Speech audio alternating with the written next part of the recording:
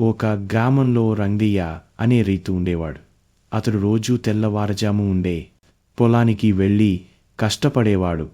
తన భూమిని ప్రేమించేవాడు, జాగ్రత్తగా దాన్ని సంరక్షించేవాడు.